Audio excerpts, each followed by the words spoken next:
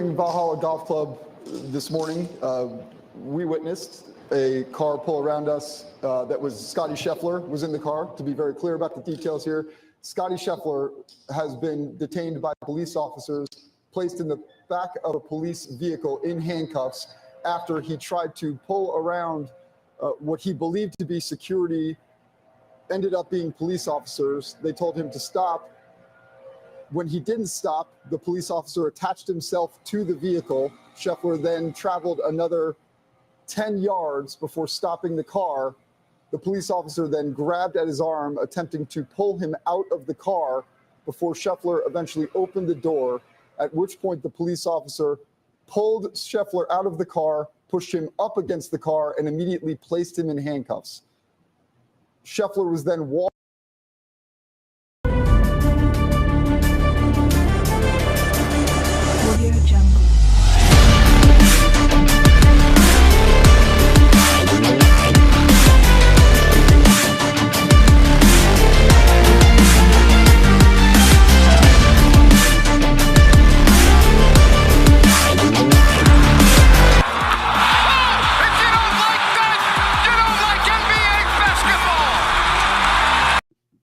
And welcome into the Friday edition of the King's Court Live. Ryan in Sacktown here. Hope your work week is coming to a nice end. We wrap up the week today and we debut. It is a Bring Your Playbook Friday. A Bring Your Playbook Friday. Now, what does that mean? I'll explain that in a second because I need your involvement. Do you guys know who the Turk is in football? Do you get that term? If you do get that term, you're going to know where I'm going with this, the Turk. To start the show off, we led with Scotty Scheffler. If you've been living under a rock today, a lot had already happened by the time you woke up this morning in the world of golf and also life. Really, really sad story and, bizarre story with Scotty Scheffler. How the hell he went out and shot a 66 today? A 66. Pretty damn incredible by Scotty Scheffler. But hey, that's not all we got. We've got NBA playoffs. What was that we saw last night? Anybody know what the heck that was last night? That was just the weirdest thing. It's like Denver pulled the dogs off. They're like, we're not going to show you anything else. Every game in the playoffs is different. We're going to just camp it in, concede game 6, head into game 7. But those stats were it was just a weird night. I can't remember really the last time I've seen a game like that in the NBA, especially that late into a series. But I'll give you a little hint. I think that's the last hoorah for the Timberwolves. I don't see them winning a game 7. Hey, we want your participation today. You can call the show 916-399-3748. You can text the show. Also, you can call through Restream. The link is in the chat already. I will put that in there really quick and give you that one more time, but you can call via Restream. Restream, you don't have to be on video to call that way. We've had some great calls all this week. Mr. Moss, just to name a few. Condog, I got something for you, buddy, coming up in a little bit. I don't know. Napes last night, he spoke for both of us on his show. Condog, I don't want you to take that the wrong way. That stuck with me through the night because I'm thinking, if I'm supporting these channels, if I'm coming to every show, I think that might rub me the damn wrong way. But we'll speak a little bit more about that. Knicks and Pacers, game 6 tonight. OG Anunoby, he is a no-go. He's already been scratched out. Bad news, sour grapes, 916. Hold on. I think I got some entrance music for you. You ready? I'm afraid I've got some bad news. I'm afraid I've got some bad news. Nuggets just want to close it out at home. Yes, they do. C-Dog, what's up, my man? We were talking about you just a little bit ago. Turk, what's up? Turk 182. Well, again, it's a Bring Your Playbook Friday. It's a Bring Your Playbook Friday. I'll kick that off here in a few minutes. I will kick off the first one, but I want yours. So here's the idea. I'm going to set it up really quick for you. I'm not going to do one quite yet, but during NFL training camp, right? If you've ever watched Hard Knocks and you've ever, watched any of those Amazon shows that go throughout the season with a team, when it comes time for cuts, usually that's the good stuff that you want to see on Hard Knocks, how the coaches handle it, how the players handle it, because they're building up storylines throughout those 4 or 5 weeks, whatever the show goes, and you want to see how it's going to play out. They basically spotlight the undrafted rookies. Are they going to make a team or they're not? So usually the last episode of Hard Knocks, it's like, if you get the call or the knock on the door to bring your playbook, coach wants to see you, that comes from the Turk. Did you realize that? Do you know who the Turk is? If you don't know who the Turk is, I'm going to fill you in really quick. This is the Turk, not my words. Exactly how that term. Another NFLer's words. I don't know exactly how that term started, but to me, when I think of Turk, I think of the Grim Reaper, because you're doing the dirty work of having to grab somebody and take them to get cut, and it's never an easy job. Never an easy job. No, it is not. So who do you want? Who in this week? This is what it is. This week, who do you want? If you could fire them, it could be a situation, it could be a person, it could be a thing. But if you want that to bring its playbook so you can fire them, that is what Bring Your Playbook Friday is. So it doesn't mean that you necessarily have to fire them, but you're calling them into the office for a talk. So I've got a group of about 7 or 8 that I'm going to ask to bring their playbooks here on the King's Court. We'll get to those here in a little bit, but I do want to lead with the Scotty Scheffler news. You heard that at the beginning. Baki, I see you and Tedora there. I'll get to you in just one second. So Scotty Scheffler arriving to the golf course today. Jeff Darlington kind of explained it there. There was a fatal pedestrian accident this morning. A bus hit a pedestrian, and because of that, traffic was completely backed up. Now, there's a couple versions of this story floating around. There's some video. We're going to listen to that as well. I've got the audio. We've got audio from Scotty himself after playing his round, which he did play his round, and he shot 66. Pretty damn incredible. And anyways, we're going to hear from his attorney, but he basically, from the way it's been explained, the officers, or an officer working traffic control for credentialed media, for players, people that had to get into the golf course because it was literally right in front of Valhalla. There's those cops, and then there's the ones that were working the accident scene.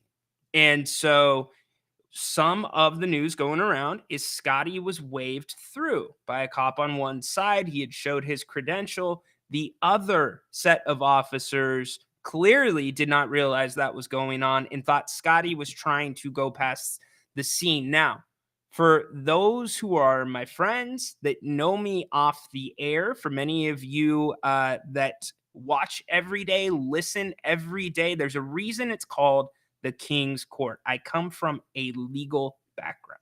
Okay. That's as far as I'm going to say, but I come from a legal background. So I'm going to give you a little taste based off of the reactions that we've gotten hearing from Scotty's attorney, some of the reports of my read on the situation. But getting back to the situation, the officer grabbed the car, as they said.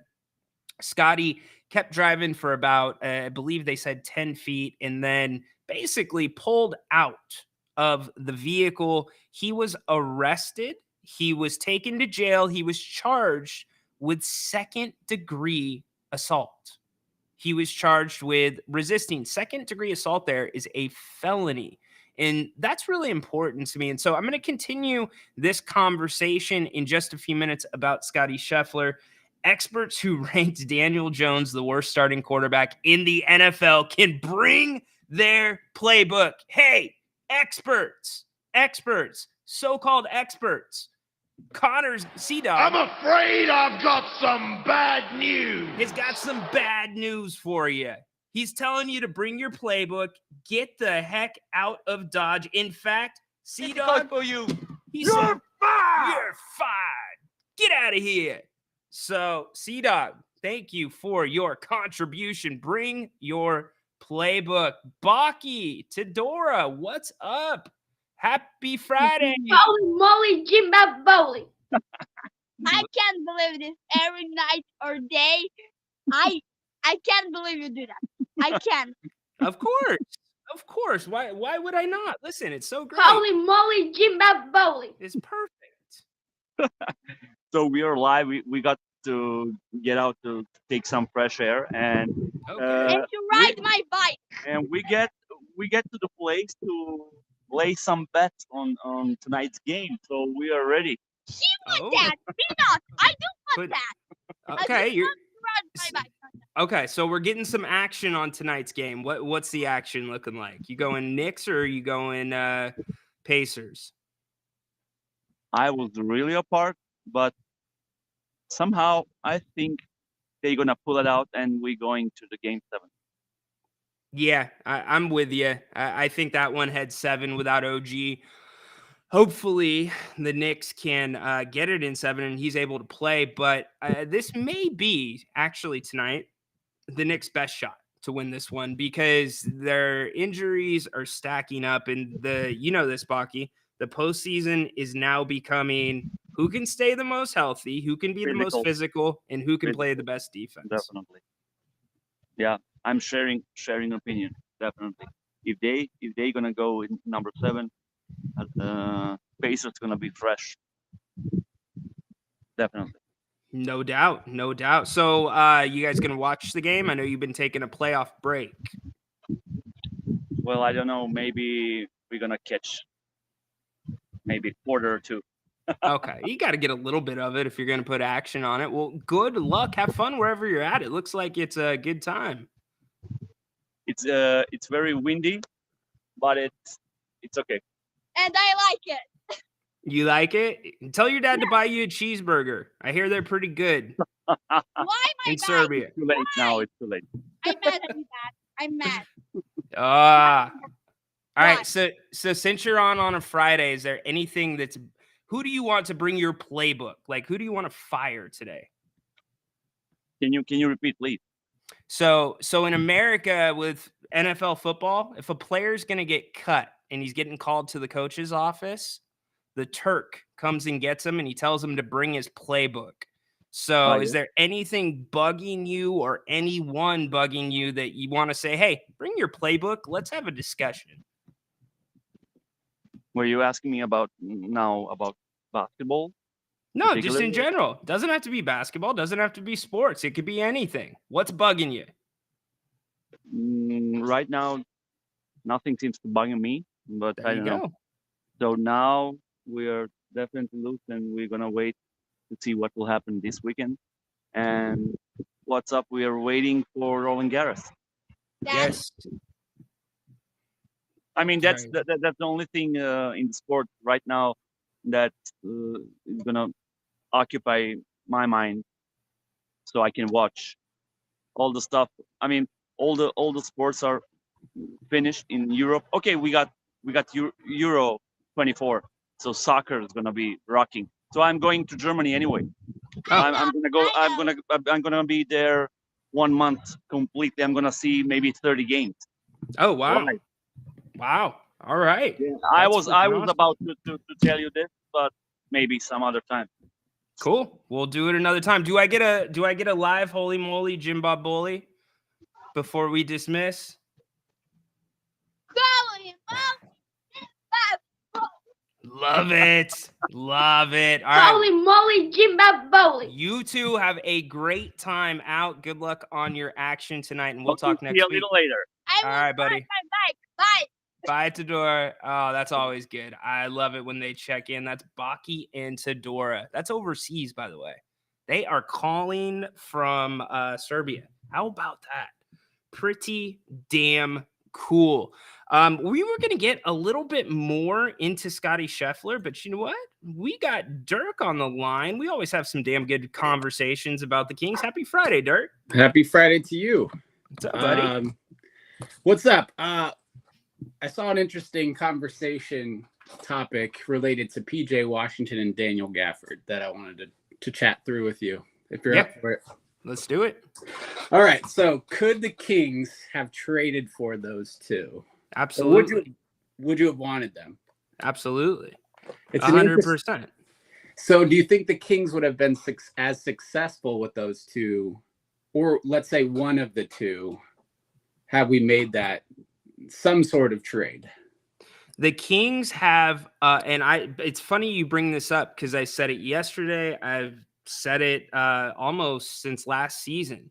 The Kings, their two biggest mistakes, or the biggest mistake, in my opinion, was not this last trade deadline, but the trade deadline before that. Because what happened? The Lakers got significantly better for cheap.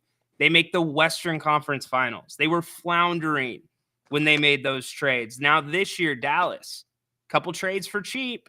Guess what? They're on the verge of the Western Conference Finals. So yes, like the Kings could have made marginal moves. And Dirk, I'll kick it a step further to you. Did you hear Rudy Gay's comments on the Carmelo podcast?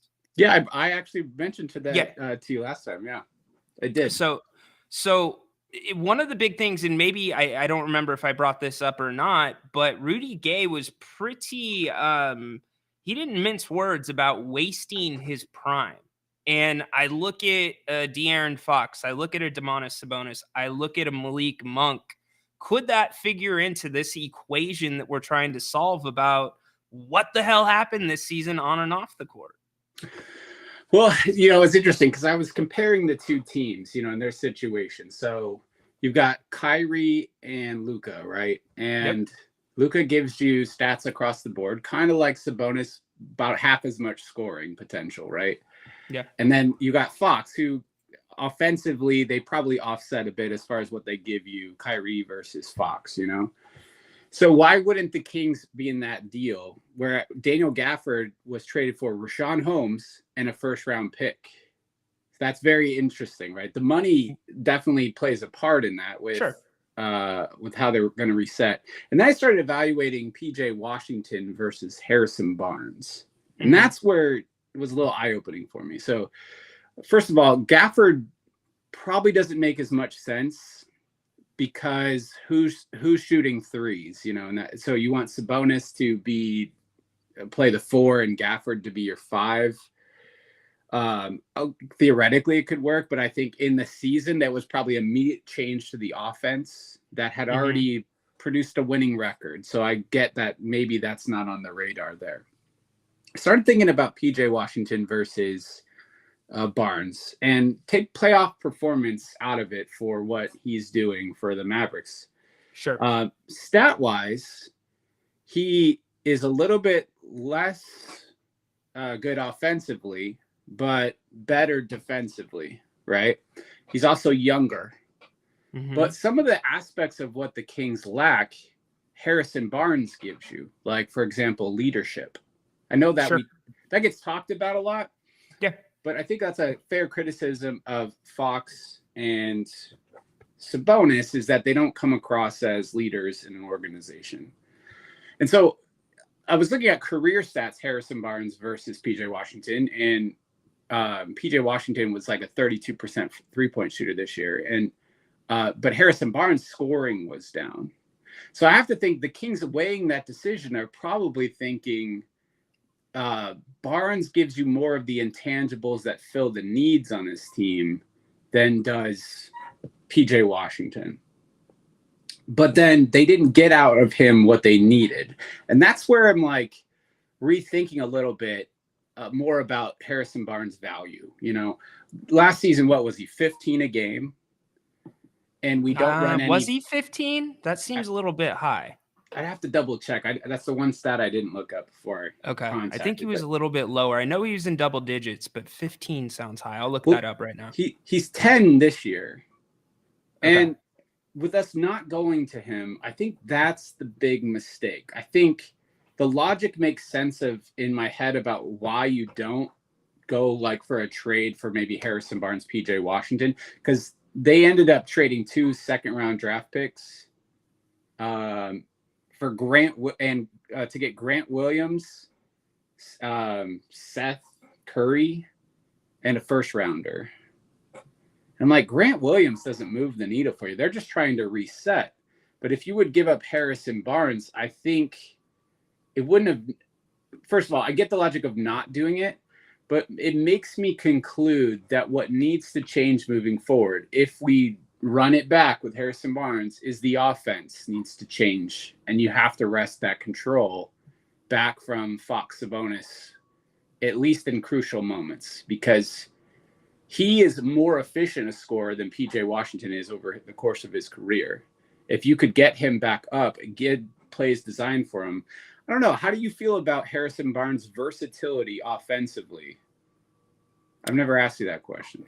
I think it's really good, actually. I love his versatility, to be honest with you. I mean, he's one of the only Kings that that isn't a big man that has a down low game. I know last offseason, here's what was really confusing for me, because I talked to some people in the loop. I didn't talk to Harrison, but he made a point to spend a lot of time in LA in the offseason with Rico Hines and those open gyms. And when I got a chance to look at some of the footage of those open gyms, he had opportunities to shoot threes. He had opportunities to take jump shots, but he was working really hard on that kind of midi floater, maybe, 10 to 7 feet. And it was looking really damn good. And we never saw it this season. We never saw it.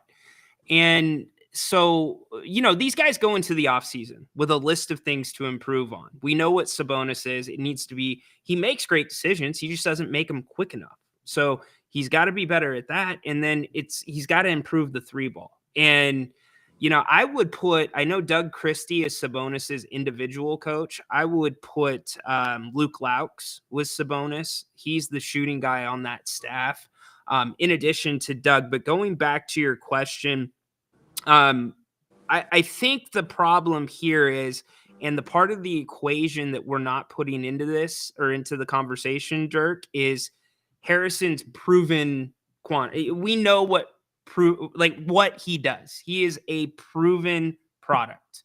And we kind of know the ceiling for him. You're going to get a couple games where he goes off 3 ball wise. He opened the season and balled out in Utah.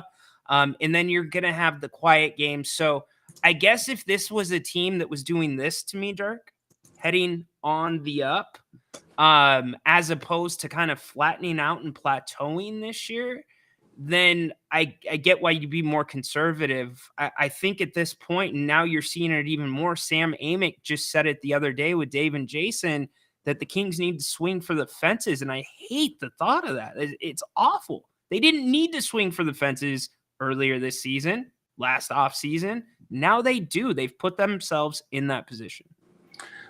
What a change a year makes. He did average 15 points last year. You were talking about the season before. You're right. I was equating that to this last season. So he's I'm sorry. And I said 10 this year, but he was 12 points a game this year, 15 points this year and or the year before, shooting about 37 to 38% over his career. He's a known quantity for what he is. If the Kings want intense defense, another question I had for you is, do you know a team that plays both a high-pace offense and a high-octane defense, so to speak, an effort? Like, I was trying to think of a team that, I was thinking about the Celtics a little bit, right? Not the Celtics, yeah. They don't do that. They're slow offensively. You get Tatum on the 3, like moving hold on to the ball for a long period. And to me, it's like you need time to recoup from the intense defense, right? And what ways you can do that is run the shot clock, or you can get guys that draw fouls and get to the line, which gives your team time to rest. And I think Harrison Barnes, I'm speaking more about the season before this one, where we seemingly got him the ball more, was very effective at getting on the block, using that delay Euro step, to draw contact, get to the line. Like, where was that this year? I mean, just to give you guys like some time to cool off. And that's where I'm starting to think, okay, if we can bring that same intensity, you bring that back into part of the offense. We can't predict what the swing for the fence is going to be. I mean, we all do, but we don't know what the team will look like in that setup. I just think it was not the right offensive approach to just give Sabonis and Fox the keys to do whatever they wanted. It was a bad call. And so for a coach, and this is where we need to fill in the middle area. Ash, really quick, by the way, I am like almost never on IG. I will go check that. I think I saw you sent me something. Thank you for that. I will reach out. But what caused that change, Dirk? You know what I mean? Like you had such a great year last year, and the offense, here's the thing. Maybe what caused that change was that's not how they planned to play last year. That was a surprise to the organization. They wanted to play fast, but the way they shot the three, I mean, being the highest rated team in offensive rating history, you know, like that was not on the books. It was defense on the books. So what changed in the locker room, in the front office, that made a coach make that big of a drastic decision? Think about it, Dirk. To say I called like basically all the plays the year before, and now I just let the guys call the plays. I mean, as I went back, so I'm going back watching games this season or watching them back, and I'm also listening to the post-game press conferences again. And there was just too much of, I mean, I hate to say this from Mike Brown, and I don't want to sound disrespectful, but there was too much like AAU coaching this year where it's like, hey, get to the paint, spray the ball. We got to spray the ball. We got to spray the ball. We got to spray the ball. How about we do some high-low with Keegan and Harrison? Worked last year, worked this year when they did it, as you pointed out. Harrison gets to the line. That slowed this team down when they needed it, but I guess maybe these guys thought that they were better offensively than they really were. I don't know. We're guessing, Dirk. Yeah, and that's all we can do, like, is speculate a little bit.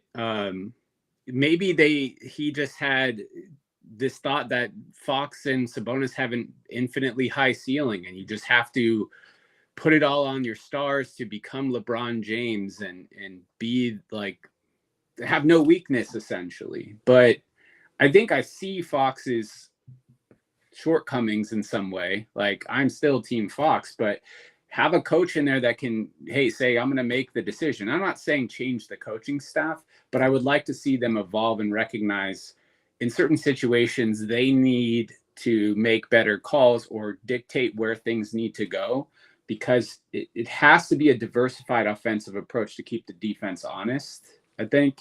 I think Fox is also trying to not get beat up as much, maybe with the outside three shot. I don't know, but if do you know where we rated as a rebounding team overall? It was slightly up from last, like 0.01% up. I don't know it off the top of my head. Offensive rebounds were way up though this season. Okay, so I don't, because I was trying to see outside of Sabonis, like who's producing rebounds, who's grabbing them. If we're going to shoot 3-pointers, somebody's got to, you know, if we're having 4 out, someone's got to go chase the offensive rebound on the weak side if Sabonis has the strong side, I would assume. But I didn't see a lot of guys like that, or a lot of situations, at least at the initial first part of the season, where these guys are getting a lot of boards. So good. I mean, who's the swing for the fence now? Is it Brandon Ingram? Is that the fence? No, I am not a proponent, because everybody's talking about these big moves. You're forgetting, or many are forgetting, that there's going to be residual moves that go into that affects the depth of this team. And if you give up a Trey Lyles, if you give up somebody like that, who's going to step into that place? And the answer is you're either going to have to do it internally with the guys you've got developing between Stockton and Sacramento, or you've got to draft and put a rookie in immediately. And I don't think the Kings can make a move for the sense of making a move. If they did, to me, that would be very out of character for Monty McNair and what they've done. And really quick with the Mike Brown stuff, you're saying we need the coaches to step it up a little more. Who's to say there wasn't pressure on Mike Brown to make that change with the offense. You know, he might be getting it from ownership, from the front office. And that's why, to me, everything has been super convoluted. I mean, if the Kings want to take a swing, they need to pay a little bit extra when it comes to free agency. If they, you know, want to keep this team in place, they're at a place, to me, that's the swing. Go into the tax a little bit, which Vivek's not going to do unless it's the right player. The Right. MLE we know about. And then Monk, does he resign for the number that Sacramento can offer? You know, a guy like Isaiah Hartenstein, I keep saying that word. You know, You and me like, both he would are make high on such him, a but- difference. But his price tag's going to be up there. And look what here's an interesting thing too, right? What we're paying Sabonis for the center position. If you look at other teams, center is a position where you can get a extremely high amount of value for a $10 to $15 million, where you can't get that same value at other places. Yes, These guys it's the running back. It's the running back position. It's a great point. It's just insanely valuable. But when you go in with Sabonis at the contract we're at, not that he's not valuable, but it's, again, the opportunity cost. I think there's going to be a market reset with this new. I think guys are going to get paid proportionally, but we're early on those decisions. You need guys like, let's see what Siakam ends up at, because I don't know that he's going to get max anymore with the change, unless that's something they pre-discussed and Indiana's going to work that out. Not that he's a target for me, but he is not a max player. So what's he end up at? To your point about the offense changing, I have to think that was coach driven, because if you have the number one rated offense, what owner would say, you know what? It's just not working for me, guys. We need to change this up, right? Because it's, you know, it doesn't make any sense logically to me. But yeah, I mean, you and I, we could go for another 45 minutes. I would get into why is De'Aaron Fox not rebounding. You see a lot of the good point guards getting in there and rebounding these days. The other thing, to answer your question about the teams that are playing really good defense but fast in transition, the Kings were one of them at the end of the season. They were one of them. We were middling, though, right? Well, the Knicks was the only example I could think of now against the Pacers, right? The Knicks are an example, and the Timberwolves, too, are also an example when they're playing well against Denver. Like last night, that's exactly what they did to Denver. It seems like there was one of those iron halos, like literally 7 feet around the hoop. If you got in that area, the ball got kicked back out and they were breaking. So it's a tough balance. You're right, but you hit on a very good point. You need to be able to slow it down when you play that way. And that's also where the basketball IQ comes in. For whatever reason, this team took a step back between the years. And that, to me, is just as perplexing as anything else. It makes perfect sense if your coach gives the reins. Or it makes perfect sense if you're not on board with what the coach is preaching. I don't know. Like the only person who has any other perspective outside of a different organization that would have influence, well, Harrison Barnes might, but would be Sabonis, because this is all Fox has ever seen. The first time he's been with a coach that can produce wins, like actually make you a playoff contender. I don't see him not being on board based on the results of what we've seen. The defense improvement. Fox seems like a willing guy, and I'm not saying he's not intelligent. I just think some of his decision making is not necessarily his strong suit in certain situations. I think there's reasons for why he makes the decisions he makes, but put at least the period of the game as you discover whoever the identity of this team is, the coach needs to dictate some of the offense. If that's not something he's capable of doing, then you need to put a coach in there. I don't necessarily need a new head coach, but an assistant coach who could maybe take on those duties to make those decisions. Somebody who has that aptitude. But yeah, no, we'll see. There's a lot more we could rap about, brother. I know. Always good when we I appreciate your time. up. Definitely, because now you got me thinking. That's what I love. So, hey, appreciate the call, Dirk. Have a great weekend. All right, brother. That is Dirk. Bringing it, man. If you want to call the show, you can do that. You can do it through Restream. I will put the chat link in here really quick. There's a few things about what Dirk said that I do want to follow up on. But first, let's get to the chat. I've been neglecting that. We took a couple calls back to back. Salute, Alberto. What's up, buddy? Happy Friday. By the way, it is a Bring Your Playbook Friday. If you feel like you want to give somebody that's bugging you or something that's bugging you, I'm afraid I've got some bad news. And you want to tell them to grab their playbook and step into your office and talk to them, you can put those in the chat. I've got a few of them, and you're going to be surprised at the people that are up there. At this point, Fox is what he is. I don't put him in the top 5 point guards in the league. Good question. I don't know if I put him in the top 5 because that's always changing. And the playoffs, that's the funny thing. The playoffs have such a big influence. It's where you make your name. Fox has been there once. And Dirk also brings up an excellent point here. Are the Kings overpaying for Sabonis? Did they jump the gun? Was it a bad move? I mean, you took on his contract. That wasn't a bad move, but the extension, I wonder the timing. I've got to go back and think about this. The timing between the new CBA agreement and the Kings extending Sabonis. Because arguably, De'Aaron Fox is not a max player either in a different market or a major market. Lots of things we can talk about. Sometimes the big move is no move. Absolutely. Spot freaking on. CDog 25. So we're just going to stay out again and let all of the teams around us get much better.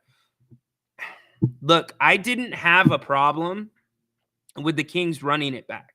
And I don't think many of you had a problem with the Kings running it back. In fact, if Harrison makes that 3-pointer in Golden State, this narrative is completely different. And we all know it. But they kept things flexible, C-Dog. You knew that. And the assumption was if it's not working, come the trade deadline, we're going to make some moves. They didn't. And that is where my frustration's at. Alberto, hopping back in. How's the talent in Stockton? Any guys on the verge of getting a call? Yes, great question. I think if you had to ask me, because I've covered it really closely this year, I've talked with the guys, I've been down there, talked with the front office. I think Colby, because he got more time in Sacramento than he did in Stockton in some ways. And I know he split time between those two, but I think he got a little bit more of the rookie experience as an NBAer rather than a G Leaguer. Now, Jalen Slauson, the opposite. To me, Jalen Slauson, if you are looking for one name right now that could step up possibly and help this team, and I'm not saying step up even to a Keon level, but somebody that could be serviceable and could play decent minutes. I think Jalen might be that guy. But the thing about Jalen is he's freaky athletic. There's plays where it's like, this dude's NBA ready. In fact, I did a whole profile on him. Do I still have one of the plays here? I might. Let me check. No, I deleted it. I do not have it, or else I would have played it for you. But he makes very, very simple mistakes. The game is still too fast for him. And that's where he would get eaten up in the NBA. So if Jalen can get more consistent, and also Jalen needs to improve the 3-ball. His field goal percentage is really good. 3-ball is a little bit too low. I would say he is probably number 1 in my book, Colby number 2, and then Mason number 3 if I had to rank them. Ford, no, I don't think he's going to be an NBA guy. Scal, those days have passed. Stockton brought him in for a different reason, but we can talk Stockton more. Yeah, Flores, I'm not sure how I feel about it. I think it would be a decent move. But, you know, he's going to have – there's this thing going on in Cleveland. I talked about it yesterday, the entire thing, or 2 days ago, about him not taking the shot. and him deciding not to play. I want to see how that plays out first. What's up with Bruce Brown of the Raptors? Any chance at him? Haven't given it a lot of thought. I will, BJ. I think his name is Bruce Anthony. Sometimes big move is no move. Yeah, well said. Mike Brown thought that and made no move at, well, hold on. But Anthony, first off, it's not Mike Brown's move to make. It's the GM and the owner. Mike Brown has heavy input. But again, in a perfect world, your three best friends in a basketball organization should be those three. And I know that relationship is very complicated because even though it should be the three of them that are completely in sync, you can also have the opposite situation where you've got the one in the middle that's talking crap about both of them behind their back and firing both up or bringing up disagreements. And then you get everybody off of the same page. I don't have insight into whether that's the case or not, but yeah. Is this the Giants pregame show? Oh, I didn't know we were streaming live on Comcast, or what is it? It's NBC Sports California? No, it is not the Giants pregame show, but I love Kruk and Kipe. Their calls with people with foul balls. In fact, we have a group of friends that are spread out all throughout the country. And we use the Marco Polo app to communicate. And I mean, we probably over communicate. Like you could miss like maybe half of a day and go back into polo, and there's like 80 polos to catch up on. But I'm telling you this because there was a guy who got 2 foul balls earlier in the week. And then one of our buddies was at a game, I can say that. And Horace, I know what you're going to do. You're dancing on the line. You're dancing on the line, all over the line. And we were talking about that, him going to the game, and I put a clip of Kruk and Kipe in, and I gave him instructions, very clear instructions. If you catch a foul ball, give it to the lady or give it to a kid. And Kruk and Kipe are legendary for some of their calls when guys don't do that. The one that's the best is where they're headed out, they're bumping out, and they go, tool. That's so good. Yeah, Dirk is very good for the show. Alberto, Slauson, let's see, BJ hopping back in. Nava, what move would have helped the Kings? Got to give something up to get something. Yes, you do.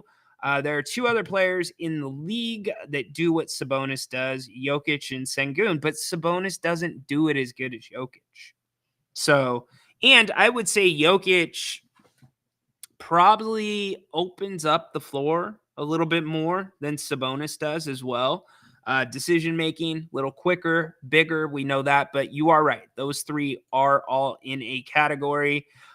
We overpaid for Rashawn Holmes. Yes, that was during the NBA times when it was in Condog. I see. I'll be getting to you in a second. That was back in the NBA days where guys were getting stupid contracts.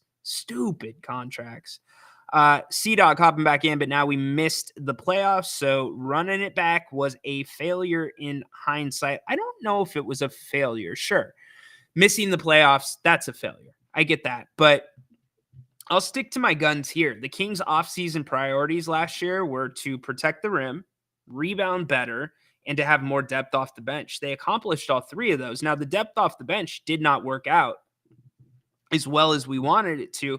Part of that due to injury. And then the other is just guys need time to develop. Sasha, when we were doing our grades, we did not, or I actually said I was giving him an incomplete grade because I just didn't feel like I saw enough of him. And when did Mike Brown ever put Sasha in a position that did Sasha a favor to get his feet wet? He didn't.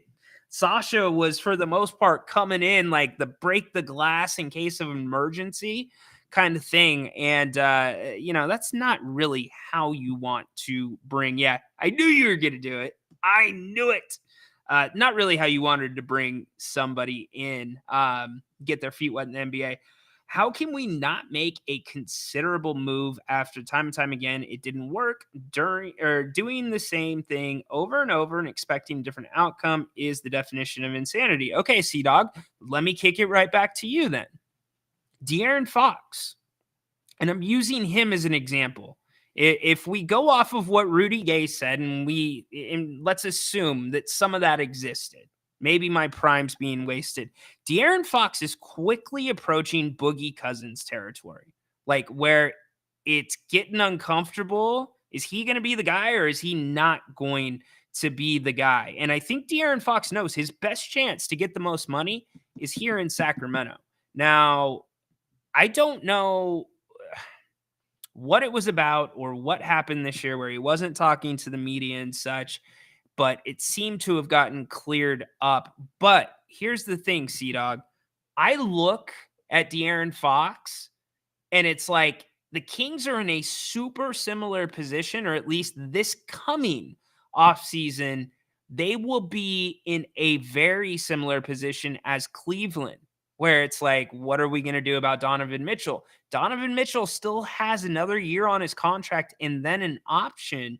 I believe it's a team player option. I'm not 100% sure, so don't quote me on that. But it's basically the shit or get off the pot year for the Cavs and for Donovan Mitchell. Because if you ever want to get any value out of Donovan Mitchell, if you don't plan to bring him back, you got to trade him by this trade deadline, maybe even this summer. How would we not be in the same situation with De'Aaron Fox come next offseason? De'Aaron Fox is signed through 25-26. This coming season, he's going to make $34.8 million. The season after that, 25-26, he's making almost $37.1 million. So after that, he's a free agent, 26-27. So to me, if you're talking about a major move, and I'm looking at Keegan Murray, Sabonis, and Fox, if I had to make a move out of those three to really shake things up, Fox is the one who's going. Because you're not going to have a lot of interest with Sabonis at that contract. Sabonis, 41, he'll be making this coming season. Then he goes to 44, 48, and then in 27-28, $51.2 million. Sea-Dog, somebody look up what Jokic is making. I would really like to know that. Okay, I told you that it is a Bring Your Playbook Friday, okay? And we'll get back to the chat here in a second. So, the first person that I'm afraid I've got some bad news. I would like one Grant Napier to step into my office with his playbook. Hey, Napes. What's up, Napes? How you doing today, buddy? It's good to be on the channel. We are streaming to my channels as well. 161 either here or checked in so far on the King's Court. We appreciate it. Keep the comments coming, and we will get to all of them. But Mr. Napier, look, you're entitled to say anything you want on your shows, okay? Just like the pregame show, I am entitled to do what I want on my shows, just like the King's Court. Yesterday, Grant and I, and this is playful a little bit, y'all. This is not real tension. But yesterday, we were doing an open forum show, and that was a lot of fun. We actually appreciate it when you guys come with stuff that's really not even about sports. That's kind of what open forum's about. The OGs in the chat right now, Sea-Dog, John, all those guys will tell you that's what we used to do on Open Forum Wednesdays. But Napes, my man, you sideswiped my boy Sea-Dog. In fact, let's bring him up. Or Connor. Con-Dog, what's up, dude? We're going to put Napes right between us right now, man. He sideswiped you last night, dude. Oh, man. What's up with that? How are you feeling today? Yeah.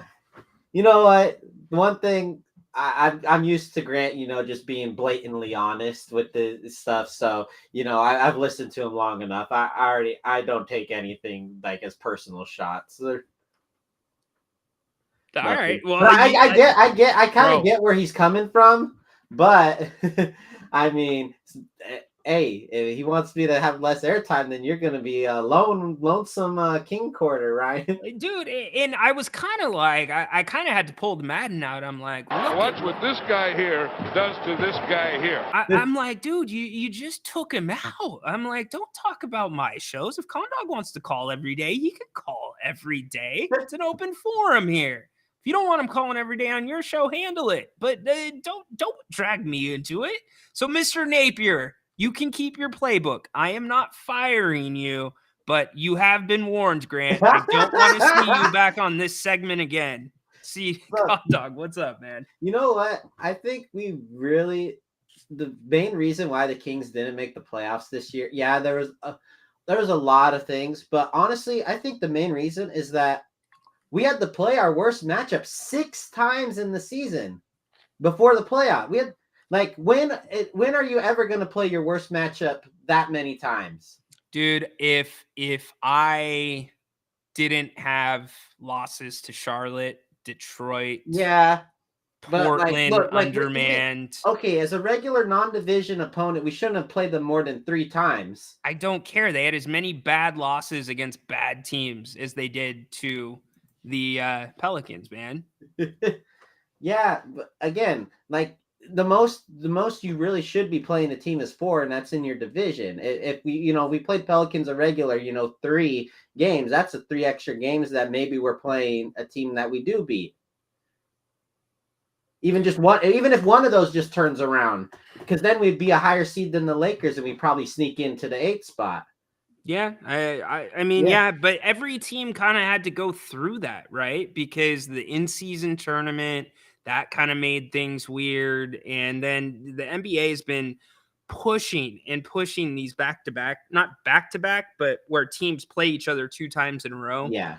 The home and homes and stuff like that. I would have a bigger complaint about this than the Kings having to play the Pelicans 6 times.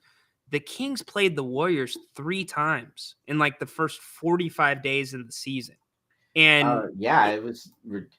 It was crazy. I think there was another team on that list too that we also played it good. I'll pull it up in a sec, but okay. So we had to play, a lot of great teams early on, beat us up, and it was just not fun. So really quick, I put the comment up here. Explain to Alberto what Grant did yesterday. Okay, put Grant right in the middle. Okay, Alberto, you know what? So basically what happened was I just came on that I was kind of busy, so I missed King's Court. Well, I didn't miss it, but I missed being able to call in to King's Court, which I love doing. I love coming on here because it almost fits my schedule perfectly every day. Just depends if I need gas or have to get something after work, but most of the times it fits perfectly. And then Grant just said, "Oh, I don't want you calling every day." I tell my callers on my radio show, I don't want you calling every day. So, Condog, he kind of did this to you. Subsequently, you will be fired. Thank you very much. He basically fired you from daily work here on the show, man. Yeah, my hours cut, man. You got your hours cut. There's got to be some rules about that. But no, I'm giving Dapes a hard time. It just caught me off guard. He hadn't done something like that in a while. I'm like, I think maybe it builds up where it's like, all right, it's coming out on somebody. I don't know who it's going to be. But it was a good show. Good show, indeed. So we also did play the Pelicans 3 times from November 20th to December 4th as well. Mm-hmm. That was another one on that list. We just playing the same teams over and over. Houston Rockets were back to back in that stretch, and I believe we played Oklahoma City 2 times in around that stretch too as well. Played a lot of good teams very close to each other. I get a lot of it comes down to scheduling and arena availability and all that, but I've never understood why NBA team, unless you share an arena with an NHL team or another professional team, I don't get buildings that don't completely have the priority to that basketball team. So Yeah, weird. I mean, because the basketball, either the football or basketball owners put up a majority of that money, depending on what arena it is. I mean, I know the city puts up some money. I don't. It depends on each deal's different. So I can't just name off the top of my head how much a city puts up or. But yeah, I know. Yeah, this is it's our Kings Arena. The nearest hockey team's down in San Jose, not nowhere near us. Yep. Yeah, know, baseball brother. is always on a field, so we wouldn't have to worry about that. Yep.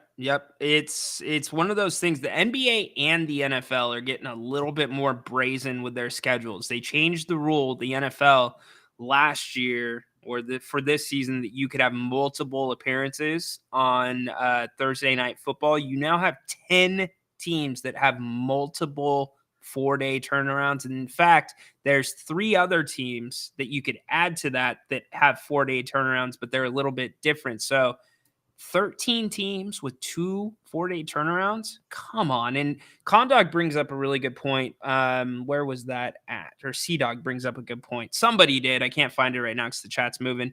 But basically, that a little injury could cost you multiple games. They can. Yeah, exactly. Against a team that you should beat most times if that injury doesn't happen. And I get that every team gets that shake, but just like the stupid stuff, the Kings, if I would point to more than the Pelicans things, the Kings making that East Coast trip that late in the season, that trip is never that late.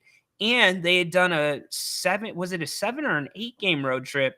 I think it was 7, and that was the really unusual number. I know they did well on that road trip. I think it was 5 of 7, but I just don't get it, and it's probably going to get worse as these paywalls go up. I think teams and paywalls or providers are going to have more say about when the games will be and how they get the games. And Adam Silver, he's a puppet, so he Yeah. will acquiesce. Show him the money. Now we have a new network that they haven't worked with in a while. NBC now coming back in, so they're not there. So whatever deals they worked with TNT, that's not the case no more. So now they're working around NBC's schedule, and NBC has the Sunday night football game. Yep. So this is interesting. Peter hopping in. Last year, the Kings spent on average $40 million less than their competition in the Pacific Division. Now, granted, Golden State championship this decade. Whether you like it or not, the Lakers championship this decade. Let's see. Portland, no. And the Clippers, no. Phoenix, they tried, but yeah, you know, Phoenix, they flamed out terribly. In terms of, like star, the other teams in the division all have bigger stars than what we have. So they're going to have to spend more to keep them. Absolutely.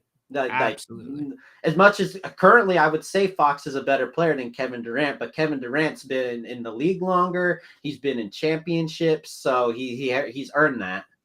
That's a big swing. If Kevin Durant comes available, that would be a needle mover. If he could stay on the court, he's a good fit for Sacramento. You know who else? His LeBron James. He's he worked with Golden State because he's a taller and a little bit better shot blocker than Harrison Barnes. Yep. They almost played the exact same role, just Kevin Durant does it a little better. Indeed, my friend. I gotta ask you. I already gave Grant his. Is there anybody that needs to bring their playbook because you're upset with them and you need to have a chat with them? Now is the time. Do you have bad news for anybody? I've got some bad news. You know what? Maybe I need to bring my own playbook in because I left my lunch bag at home today. So your stomach was like, I'm afraid I've got some bad news. Yeah. Do you guys have like a cafeteria there? Yeah. The what's it called? Like Avenue Canteen. They stock up usually a bunch of warehouses and stuff with food. I was able to get a turkey and cheese, but I keep a bunch of sauces in the fridge there. I'm stocked up, so I got steak sauce, I got Parmesan, ranch, soy sauce, hot sauce, and Chick-fil-A sauce. Damn, how do people not touch those? That's the biggest problem when you bring that stuff. No, they know. No, you're gonna throw down if they touch your Chick-fil-A sauce. They know. I get They it. know. There's some people that I give permission to, and I just say, "Hey, watch the stuff when I'm not there." Like on the but alliances. I like it, yeah, dude. hey, you got to somehow. I But yeah, like no, it. I'm fully stocked. So it's a pretty plain sandwich, but I put some Chick-fil-A sauce on it, and Boom. there you go. I got something decent. So I'll close out the call with this. My wife, she is off today because we had a little bit of a late morning because she's headed to Napa with the girls tomorrow. But they because she had to put on this big conference and everything, and it went great. But it's a day to relax and then go get your rest and relaxation with the ladies. But one of the things they did was like the Hot Things. Is it called Hot Things or whatever that station is where the people eat the wings, the celebrities? Oh yeah.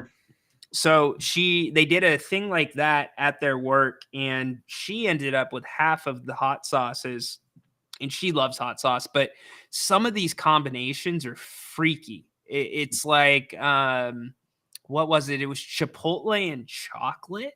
What? Yeah, there's some. The one I had last night with our pizza was actually pretty good. It was traditional hot sauce with maple, and it's like, do you guys ever know, or Condog, do you ever like get those foods or you like that sauce where it's like, I don't quite know, or I don't quite know what I think about this, but I can't stop eating it either. That's kind of what it was like last night with that one. Yeah, that could be one. But you know what's funny is the hot sauce. I don't really use hot sauce but I bought it because the other people I have guarding my food, they like hot sauce. So there you go. There you go. Sometimes you got to give a little to get a little. Yes, indeed. Well, hey, buddy, have a great weekend. Thanks for calling. I put Napes in his place for you. Well, we'll find out on the next open forum. You should call. I would call right away. Yeah, for sure. I'll put it up. I'll do it. So, all right, buddy. Have a great weekend. You know what? Don't miss, chat. Everyone, mark it next one because I'm calling. Yes, love it. I'll remind everybody of that next time we do open forum. Appreciate you, brother. Later. All right. So I'm afraid, actually, I'm not afraid. I know I've got some bad news coming up. I'm afraid I've got some bad news. I knew this was inevitably going to happen. I didn't know it was going to happen today, but I am all for it. You guys see the name all the time in the chat. Haunted Horse. By the way, maybe this guy can give us an explanation on what the hell a haunted horse is. But our dude is a wizard. He's one of my really good friends, first off, one of my best friends.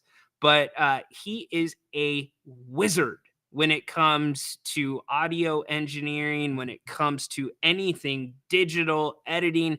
In fact, y'all, really quick, before we bring Haunted Horse in, I want to remind you, Haunted Horse is actually the one that created this. 1, go. Sacramento miscue. Carter, stolen by Williams. And look at this. Oh, you don't like that. You don't like NBA basketball. Fox, goodbye. Oh, if you don't like that, you don't like NBA basketball. The exclamation point. Pretty damn cool. So for the first time live on If You Don't Like That, we bring in my boy and genius, Haunted Horse, all the way from Oregon. What's up, buddy? No audio. No audio. Yes. Hey, Horse. I'm afraid I've got some bad news. Hey, Horse, you've never sounded better. It's so great. How did your interview go? Oh, he's in. What's up? Wait, dude? is that working? It's working. Okay. Well, I don't use this mic because then I get reverb through the speakers, but yeah. I'm used to hosting. I'm used to running the stuff. Bro, so you just got I'm doing it backwards. This you is just not, got I an am not epic. used to being, huh? You got an epic intro. Did you troll me? You did that on purpose. I owe you $20. Anyway, I want to try your show. So now I know not to use the boom mic for restream. It defaults to the glowing mic. Correct. Ooh, The glowing I mic. am your father, Luke. So I gotta let Actually, everybody wrong in. microphone. I gotta let everybody in on some inside King's Court inside if you don't like that. So Grant and Jerry, they're not exactly tech wizards, right? And I come from a legal background. I'm not exactly a tech wizard. I've No, had to you are not. learn. I am not. I've had to learn everything. That's kind of my teacher on the screen.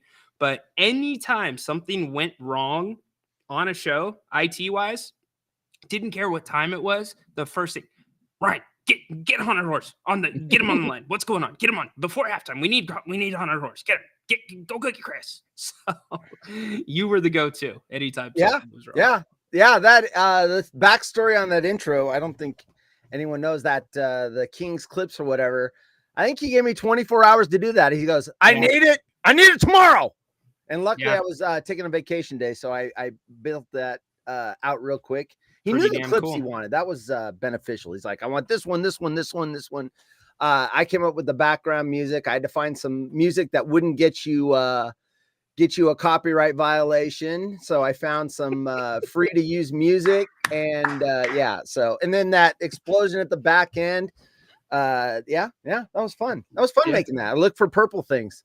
Yeah, you did well. Dirk nails this though. Sound engineer hypes up and killed by the mute monster. Yeah, I know. Well, no, that's the problem with the tech guy is I've got 4 working microphones. He does. And usually I am doing what Ryan's doing. I am engineering the show. So I've got my mixer and everything else. I've never joined his show through Restream, so I wasn't sure. I'm on a camera that I'm not used to either. It's way up there. I'm used to a camera right in my face. Right in. And so now I'm looking at the wrong camera as I look at you. Anyway, it's super boring to talk about technical stuff. But yes, I had to figure out what the default mic was going to be on your Restream thing. Hey, by the way, not to pat myself on the back. Grant and Rhino are on Restream because I told them about it. They didn't know about it. They didn't know it existed. Oh, here we go. We're getting real inside now. Bye. No, I'm just kidding. No, that's true. Actually, Haunted Horse is a founding father of what we consider, if you don't like that right now. Because you remember when we started the project, Grant had, and no disrespect to Grant, it was the network they were on. They had a killer show. It was Eric Burns, Grant, and Sean Salisbury, and it was on No Filter Network, and they had like 4 viewers. And it was like mostly just maybe me, and I think they were plugged into it. Nobody knew about No Filter. Was it viewers or just listeners? Was that a video platform? No, it was a video platform. Yeah, I thought it was audio only. All right. Yeah, no, it was video. It was different video, and so anyways, we transitioned. You let us know about that. You gotta be on YouTube. You gotta be on X, YouTube. I mean, these fringy places. I mean, you can get viewers there, but you got to be on the big boys. So no doubt. Yeah, Grant. Grant. Yeah, he did. Yeah. I need by tomorrow. Okay, sir. Yes. It was pretty funny. Yes, yeah, you turned it around though. That would have taken me an entire season. I do video editing for my YouTube channel, so it wasn't too. Look, he was prepared. He's like, I want this clip, this clip, this clip, and this clip. So if you're versus the guy that asked for something, he goes, you know what, just grab some clips and kind of. I don't like that at all. Yeah, well, yeah, right. Because then I'm guessing, and then when I show the final product, they're like, you know what, I don't like that, and I don't like that, and it's like you didn't tell me what to pull. So no doubt. So you know what? We'll let him plug his stuff in a second, but first, there is a more pressing question, dude. You're getting called out. Where's the Gym Boys card? I don't have a card. I have an email basically that shows the logistics of the Gym Boys agreement. Okay, here's a backstory on the Gym Boys card. So I am coming down there. I have not got free Gym Boys tacos for at least 10 years. I haven't been, and my mom lives in the Bay Okay, Area. give him the 30-second summary of what on- happened. Okay. Yes. Yeah, because not everyone listens to every show. Got it. So I had a Facebook page for Jim Boy's Tacos, and you were actually right on the number, and I was wrong. And I built it from being a fan person. So I put it together a Jim Boy's fan page. There was nothing on Facebook that existed. And so like a month later, someone joins it and starts following me. And then a month later, a couple of people. Anyway, I built that thing up to 2,300 people. About 2 months before they made me an offer, they created the official, they called it the official Jim Boy's Tacos page. And I was getting like 50 people a week joining mine, and they were getting like 2 or 3. And they basically they reached out to me, very nice. And they said, hey, there's a lot of confusion. People think you're the official page. And I was giving away prizes too. I was like having fun with it, like giving away. I'd buy a Jim Boy's gift certificate and then flip it to the fans. So they said, hey, people are confused. We would like to get the page.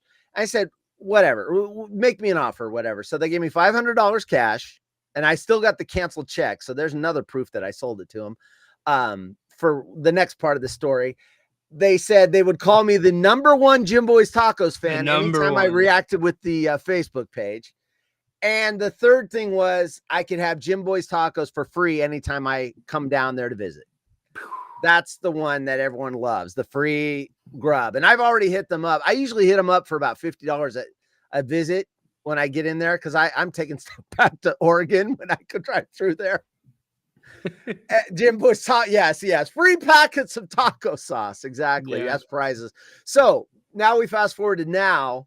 I haven't been down there in 10 years to deal with this. So I emailed the vice president of the Jim Boy's Tacos at the time, and it came back email like, this email doesn't exist anymore. So he's either moved up to president, but his vice president Jim Boy's account doesn't exist anymore. So now I got to reach out to someone from the company and say, hey, remember me from like 10 years ago? I'm the one that sold you the Facebook page. I have all my documentation.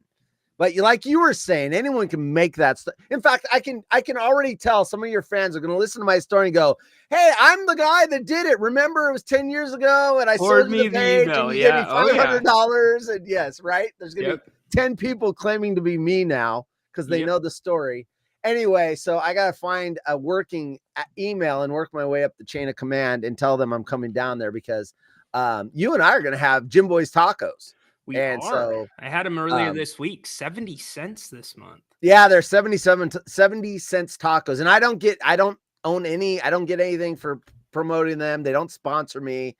But yeah, 70-cent tacos in this day and age. Where are you going to find tacos for 70 cents? Well, they also come with a swimming pool of grease. So you don't know the experience that I grew up with these. I was eating these in Elk Grove.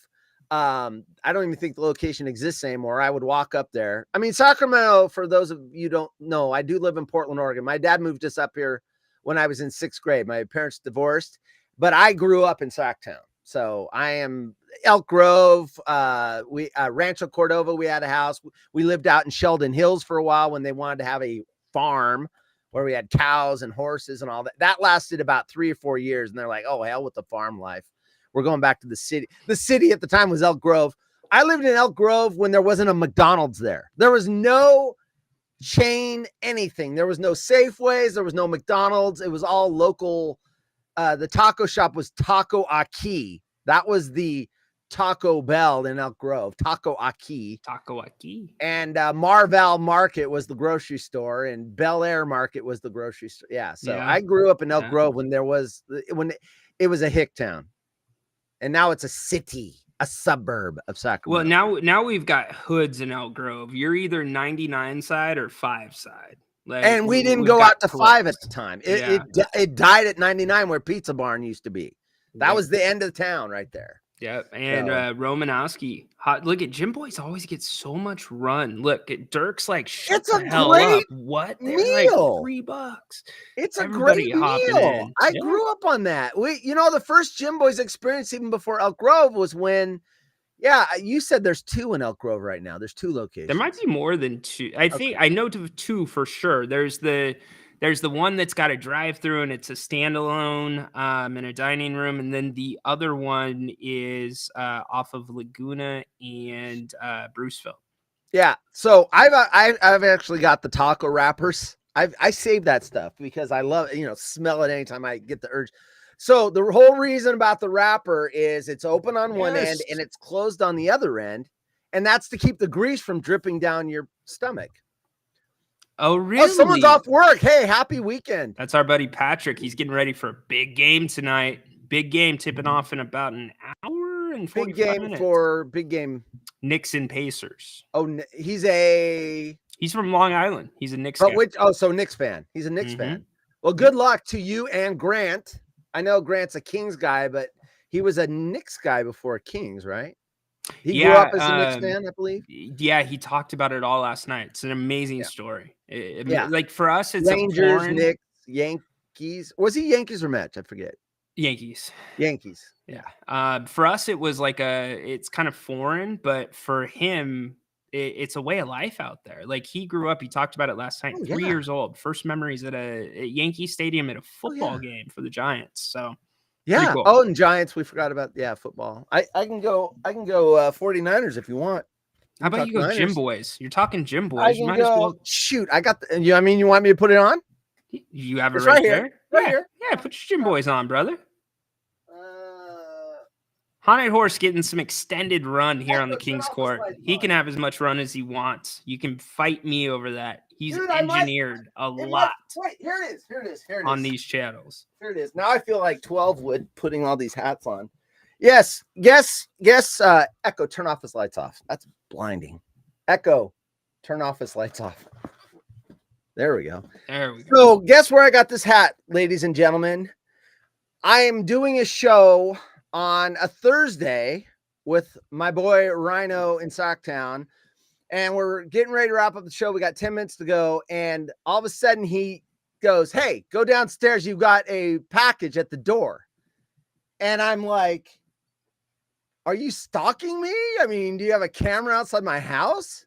So I go down there and there is a box waiting, and I'm like, "Okay, obviously you sent me something." And I open it up and it was this Jim Boy's Tacos hat for my birthday. I turned 55 years old. Big and 5'5". He sent me a Jim Boy's Tacos hat for my birthday, and I love it. I didn't even think to wear it because I wore the Giants because I'd said. Well, you're known around here as much for the audio engineering as you are for being the Jim Boys guy. I'm going to be the Jim Boys guy. And by the way, you know what a haunted horse is? Grant asks me all the time. I don't know either. Yeah, we don't know. I don't know. Don't know. It's a gaming handle that I thought up in 3 seconds, and had I known it was going to be my entire brand, I would have thought more than 3 seconds. But it was a gaming character I played World of Warcraft with. So Alberto, it's funny that you said that because him and I had an offline conversation about this. Like they're getting a lot of free run on this show. I think they need to start paying for something. But we're gonna make them a sponsor. I've got an inside track. I'm gonna say, hey, look, guys, there's a show, and they talk about the Kings, and every time we mention your product, the chat goes crazy. You want to be a part of that. We can give away a coupon code. We can give away some gift certificates. Come on, you want to be a sponsor of the King's Court. You get so much love in here. So damn right. I'm telling you, that grease, I miss that golden orange grease just dripping down my arm as I eat those things. Well, by the way, the first time I had Jim Boys, I think it was like 3 that I remember, 3 years old. It was at Roseville Auction. They had one right by a corn. Denial's Farmers Market. Yeah. We used to call it Roseville Auction. Fair enough. And they had a stand next to a corn dog shop, and we used to get it at Denio's. You go. Yeah, there you go. Official podcast for Jim, but we're gonna make it happen. Well, We've got a plan in place. Yeah. This is no joke. I literally have a plan in place. It is. Where if he has to renegotiate that the offer free food, or whatever it is, your agreement, free food. Yeah, we're gonna get that thrown in. But hey, I'm getting a lot of questions about where people can find you, what you do. take it away for a minute or two. Tell them about Okay. it. Well, HollywoodRejects.com is my website. There's links there to hey, I don't know. I think Ryan's embarrassed of me. I'm the guy he hides in the closet from you guys. It's like his two worlds right now are colliding, but HollywoodRejects.com is where my site is. And there's actually a link to the show that Ryan and I do together 3 days a week. And yeah, that's the main way to find me. Haunted00 Horse on Twitter or X, whatever we're calling it these days. Haunted00 Horse is my Twitter handle. But Hollywood Rejects is, you'll find all of our stuff there. So. Yeah, and it's a different show, much different than sports. It is more of a fun hangout. Yes, a little bit of a thicker skin. Yes. If you want to be there, we talk about weird news stuff. We're not offensive, but if you're easily offended, it might not be your show. Yeah, it's nothing off color. We talk about weird news and stuff, so we might talk about just stuff that's interesting. Like I mean, this is a safe example to say, but there was a passenger plane that had to turn around because a passenger was flatulating in the cabin and then screaming at everybody, "You like that? He was drunk." So they had to turn the plane around.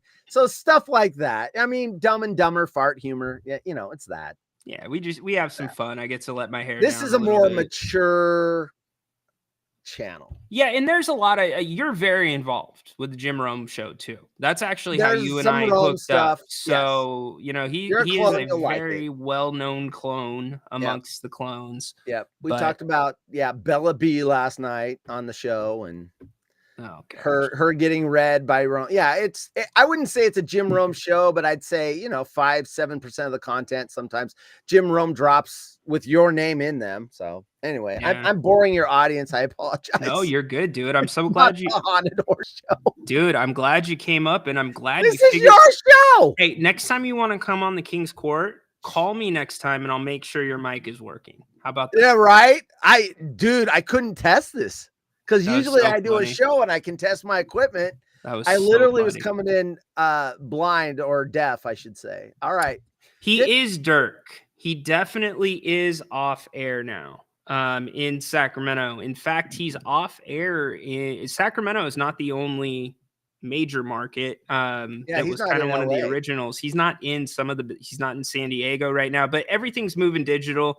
He's making the big switch to X. The show will still be on radio. Yes. But it will be like it was streaming on CBS Sports Network. It'll now be streaming on X. They're getting ready to launch that sometime this month. So he should have reached out to us for advice because we've been doing shows on X for a couple of years. I mean, Jim, come on. Come on, Jimmy. We're right here. All that time, man. Romanowski, I've got people that I highly respect that are there, but if you want my take on it, the live and local was not a good move. Replacing Rome, not a good move. But yeah, we can save that for another day. BJ, it's not a podcast. It is a live show on X and YouTube. No, YouTube. Are you going to YouTube? You talking about Jim's show or our show? Our show. YouTube now? Or is we're on YouTube, Twitch, but HollywoodRejects.com. There's a link on the left side. You'll see Ryan's little head.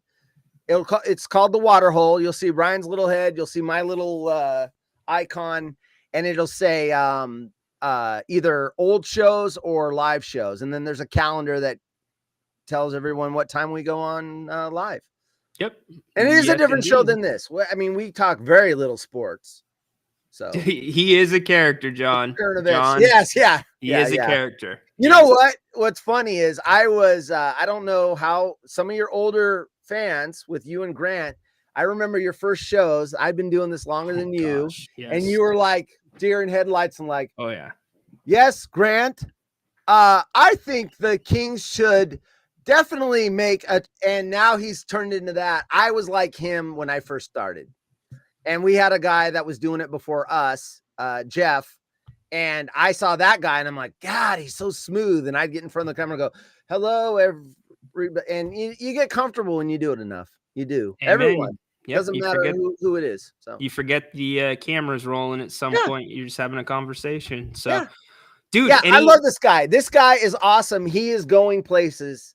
He's already Appreciate farther down that. the road than I am. And we've got this little crew of people that like to do this. We've got other guys that like to stream shows, and we're a big club clique. And hey, if anyone out there wants to stream shows, we'd be happy to help you. I'm speaking for Ryan, but he's all about, we're helping the community. Well, it's about giving back. Grant Yeah, gave back to me, yeah, right? yeah. And so, like, Mr. Moss, you, I'm leaving people out. Dorian, who else has come on here? There's a guy in Seattle that comes on from time to time. If you're doing decent work and you're grinding, you're doing it the right way. I am not that guy that's Right going to way, be like, don't talk about your podcast. Don't come on here to plug your shit. No, if you're doing good work, I'd let you plug your stuff. I want you to. Yeah. You know, Yeah. like it's about giving back. And And Nico, I'm going to be technical helping support. him this summer. Yeah. I gave Grant, you contacted me and said, hey, Grant wants, do I have permission to give you a number or whatever? And we had a Zoom call for about 30, 40 minutes. And I told him how Restream worked, and this is what you do. And this is the best way to do it. And he liked what he saw. He signed up for it. And then the show started. He had the idea. He just didn't know how to make it work. And I had to find Restream by just doing a bunch of Google searches. I figured there was something out there like it. I just didn't know what it was. And so I tested out other platforms. There were some platforms that were really expensive. I'm like, oh, that's not for me. Anyway, I'll help anyone with technical issues. If you guys reach out to me, Go to DM me, HollywoodRejects.com or ask right there on that Ryan. shirt. He'll Or, give you yeah. my Twitter. You DM me, say, hey, I saw you on the King's Court show. I want to do streaming, or I don't know how this works or that works, or how your other microphone doesn't work when you go live and you're like muted. So yeah, For sure. Well, dude, All right. have a great weekend. I appreciate you coming by, buddy. I've been meaning to stop by. It's a good Friday. I figured I'd hit you up. I was Love it, listening to dude. Con Dog, and by the way, Con Dog, Grant called you Corn Dog. I think Corn Dog is so much more awesome. I think want you to should be keep calling. Corn Dog. I do want to keep calling him Corn Dog, but I'm waiting for the green light from him. Okay. He's Well, got I love, if someone's name's Corn Dog, that is boss, man. Who doesn't love a corn dog? Corn dogs are the and he's bomb. always, you heard earlier today, prepared with the sauces. Like, Yes. dude's on point. Should be He Corn knows what Dog. he's doing. I think he should Anyway. be Corn Dog. All right, brother. All I right. love you. Thanks for coming Take on. care. See you later. All right, dude. Bye. That is Haunted Freaking Horse. I'm sorry if that was obscure for some of you. If you're expecting a completely similar broadcast to Grant, it's not going to happen. I'm going to have a little fun, mix stuff in, give you a little taste of other things. And I want to address this really quick because you see me smiling and stuff, and I've gotten some comments on this. I certainly have, from both clones, and I've seen it in the chat. Not today. I haven't seen it, but I want to clarify this. If you want to take a run at my teeth, you're also taking a run at my hips. Let me explain. I could not see a dentist for at least a year, if not 18 months before my surgery, because my body couldn't be in that position. Then when it came time to have surgery, it was a pain in the ass. They had to make accommodations because you have to go through a dental check to get approved for surgery. Everything's fine, but you usually see the dentist every 3 to 6 months, right? Well, now I'm 2 years out. And then the year after surgery, you can't see a dentist unless it is for emergency purposes like surgery, infection. I'm following what my surgeon said. So that's about to expire. I am not ashamed of my teeth. Yes, they will be fixed. It can be fixed. Okay? That's not a big deal to me. I'm aware of it, but just know you're taking a run at something much closer to my heart than my teeth. I don't give a shit about that. I'll fix it. How many of you would go through 2 hip replacements at 39? Think about that before you send that message. And I know I'm not talking to anybody in here right now. Nobody. And I say it all the time on the King's Court. Imperfection is perfection. The King's Court is all one long take. Name another freaking podcaster that just goes 25, 30 minutes without editing anything out. I'm not touting or tooting my own horn, but that's how I live my life. So I just want to clarify that. So for those that may have been seeing that in the past, those taking a run at Twitter, and no, Jake in Buffalo, it's all good, dude. I'm not talking about you. That was in good fun. I'm talking about people that are legitimately, unfortunately, with the Jim Rome stuff. I do want to say this: there is a group of really, really great people out there. Okay, really great people that are clones, great clones, but they're also great, like Horse, awesome freaking person, professional, accomplished, successful in life. And then there's clones who live a clone life. Like Jim Rome is their life.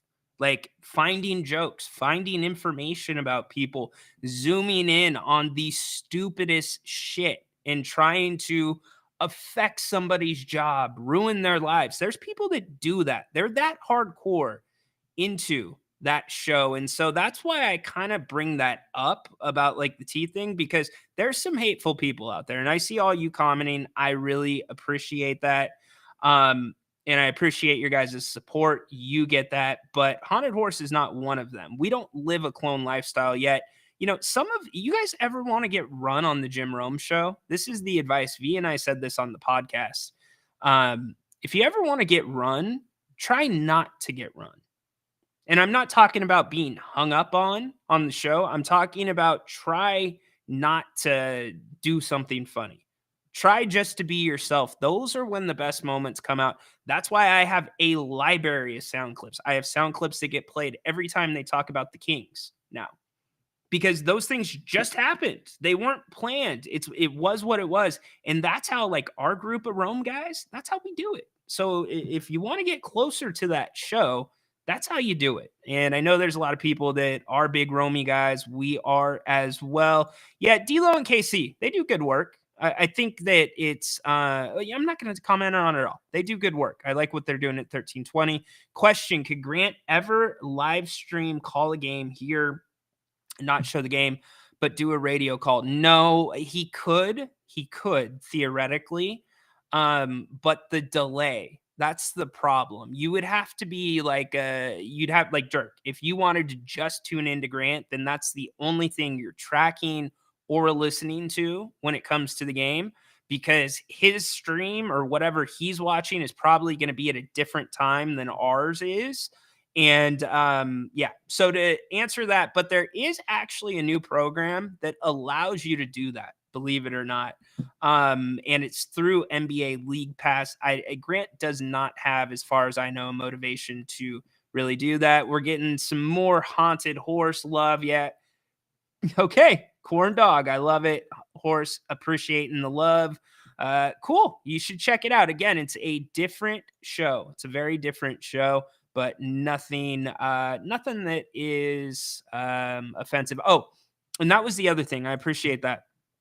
The medications that I had to take were so gnarly. They were nothing narcotic until, like, you know, those few days after surgery, but they were freaking gnarly. I was on 9 different medications, and it felt like every single one had a different side effect. And last season, I only missed 1 Kings game, and that was before any of the surgeries. But I'm telling you that because that has also caused some changes with my body that has affected that part of my body. So I'm an open book with you guys.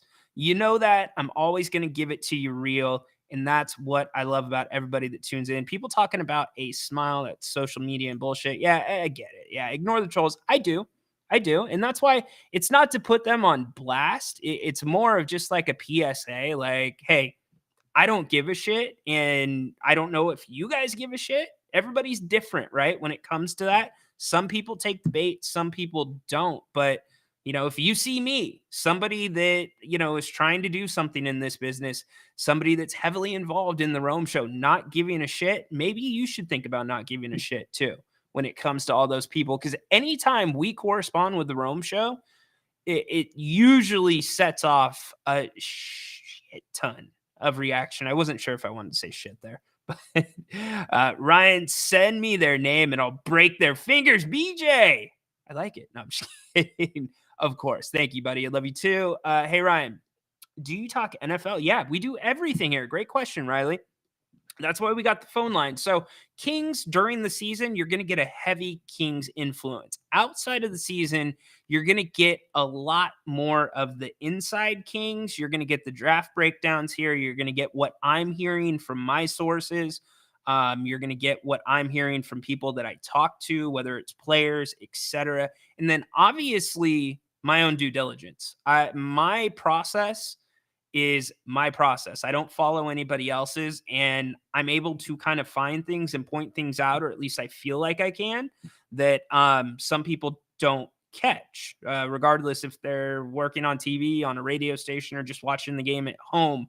But yeah, you can bring up anything you want here on the King's Court and we'll hit it. We just did a 25-minute segment on sound engineering and gym boys with our boy Haunted Horse. So I absolutely, brother. Absolutely. Answering that question, how can I be friends with Rhino since he's a Seahawks fan? I didn't know until it was too late and we were already friends. Yeah, you know what? It's kind of overplayed. If there is one fan base that pisses me off the most, it is Niners fan, because many of them are so fair weather. Now, on the flip side of that, there's some hardcore Niners fans. I live in Elk Grove, and in my parents' neighborhood, somebody's house is literally gold and red, and it's got Niners stuff all over it. I mean, anything you look at in that yard has something Niners to it. They've dedicated their entire house to it. So it's either that or fair weather. It's never usually anything in the middle. And the fair weather ones, they're the worst. You know, they still got the tags on their jerseys. You know what? If you're a fair weather Niners fan, I'm afraid I've got some bad news. if you still have your jerseys, you can't return them. It's expired, guys. You forgot. But no, I just don't. You guys know the crowd. You see it with Golden One Center with Warriors fans sometimes. Lakers fans, not necessarily as bad. Peter, it's all good. I'm a diehard. Oh, you already got that one. Outside season. Yeah, we talk pretty much anything here. Are you surprised Carroll did not get another head coaching gig or even on a network? No, I'm not. I don't think that being on a network is what he wanted. I think that was, you know how they always say it's better to go out on your own terms. I think that was handled the right way. Pete is still going to be advising within the organization. So, no, I'm not surprised by either of those. I think that it was probably a conversation that was had. Look, I'm not interested in coaching anywhere else at this point. You know, Pete's got a lot of great energy, but he's more of a needs to be close to the game guy. Like, you see the videos of him at USC, the unique ideas to keep the guys involved, Will Ferrell involved in stuff. I mean, the Seahawks. Do you remember when Olsen came to the Seahawks and Will Ferrell was in a wig during the Zoom meetings? That was freaking hilarious. It's the stuff like that Pete is great at. And a lot of that comes from being close to the game. And I don't think, commentating or anything like that would really bring him closer or bring him that passion. So, and what he did for the Seahawks was incredible. Now, the terms on how he got there, walking away from USC, I can't look back at that era of football in the NCAA and judge any coach that was operating in the gray. You know why? Every coach was operating in the gray. It was much like it's like a speed trap. If you're going 80 in a 65, you're probably going to get pulled over, right? But if you're going, 70, 68, the cop's probably going to let you go. And that was the problem and still is the problem with the NCAA is inconsistency. So, the Reggie Bush stuff, now they're restoring Heisman's, all that. It was what it was. Time has passed. Sports have changed. The NCAA just needs to go away. If anybody can answer me what the NCAA is good for anymore and what they do, you can host the show next week, because that's one of those things that I just don't have an answer for. Let's see. How about if you're going 60 and an 80? BJ, if you're going 60 and an 80, you're not competing. You're not getting recruits. That's the thing. I mean, I would tell you stories of things that I saw. because I was in a college system during that time, and we were at that time, SDSU was not the powerhouse or mid-major that they are now. They were in the beginning processes of building that. And in many ways, I kind of compare Coach Fisher going to SDSU and basically being given oceanfront real estate and being told by the university and the athletic program that build your dream house, build your custom home, build your custom program. And in some ways, Pete Carroll had the autonomy to do that in Seattle as well. There's similarities between the way those two have done it, but there were many workarounds back in the day. I'll give you one workaround really quick. When I was in college, if you were on scholarship, okay, which means your room and board paid for, meals paid for, tuition paid for, and then there's incidental money for, you know, the little things that you may need. They figure that in, right? Well, you're on a full ride. Now, if you are the best player at the school and that's during the time where you couldn't get anything, you couldn't sign an autograph for a profit, you couldn't literally giving a player $5 or buying them a meal in some cases was a violation. Players on scholarship, if they came from a family that was considered low income and the family's joint income did not meet a certain threshold, the players on scholarship could still apply for Pell Grants through the state. So that was a very easy, I mean, it was about $6,000 a semester when I was there. That was an easy $12,000 in their pockets. And then you guys can fill in the blanks with boosters and how all that works. There's plenty of workarounds to that. So with NIL now, I'm very happy that that has kind of corrected itself. But yeah, new Arco Arena. Not sure what that means. You guys are doing the internal chat, which is fine. Hey, I told you if there's anything that's been bugging you this week, anybody that's been bugging you, and you want to be the Turk. You guys remember I played for you what the Turk is. If you want to be the Turk and pull them into your office and tell them to bring their playbook and either discipline them or fire them, let me know in the chat. We'll get to those. In fact, I do want to get to another one of those really quick. I bet my buddy Adam is definitely watching this. He is going to like this one. I can promise you that. I'm talking about Adam, who lives in Texas. Here we go. This is my second one. I'm afraid I've got some bad news. So here's my bad news. And what didn't make sense to me. So check this out. Do any of you follow AEW wrestling? If you do, you know Tony Khan has gotten some heat here on the King's Court as of late. Those are the new shoes, new Reebok pumps that are going to be released by the Young Bucks. And if you know anything about AEW, they're doing this storyline right now that, you know, they're the EVPs and it's a power trip thing and oblivious managers that are drunk with power. You get it, but they've completely ripped like their entire gimmick and even their music from Succession. Has anybody ever seen Succession on HBO?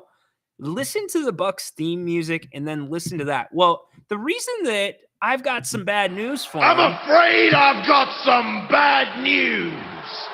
is this. They're coming out with this new shoe. They run a 30-second ad before their match that talks about the new shoe. It was a really lame commercial, by the way. But then they come out to the ring. Guess what?